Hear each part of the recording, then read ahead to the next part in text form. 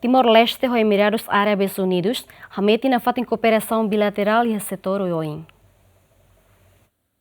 E a âmbito Cimeira Governo Mundial e a Dubai, vice-primeiro-ministro, ministro coordenador de assuntos econômicos do ministro Turismo no Ambiente, Francisco Calbuadilai Hassormos, governante Cira, Rússia e Emirados Árabes Unidos. A FOIM participa Cimeira refere, vice-primeiro-ministro, ministro coordenador de assuntos econômicos do ministro Turismo no Ambiente, Francisco Calbuadilai Hatete, Timor-Leste no Emirados Árabes Unidos, se remete na falta em cooperação bilateral, liu serviços mútuos e a área importante, nessa educação no setor científico e o processo de desenvolvimento nacional.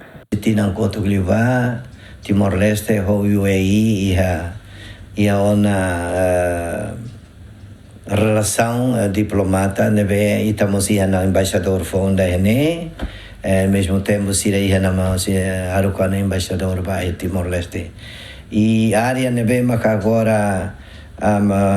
governo Timor-Leste muito com o governo UAE nem arega atuata o cooperação mas aí educação liu ba iha capacitação e área ainda maka sira existe na fati maka visto no mos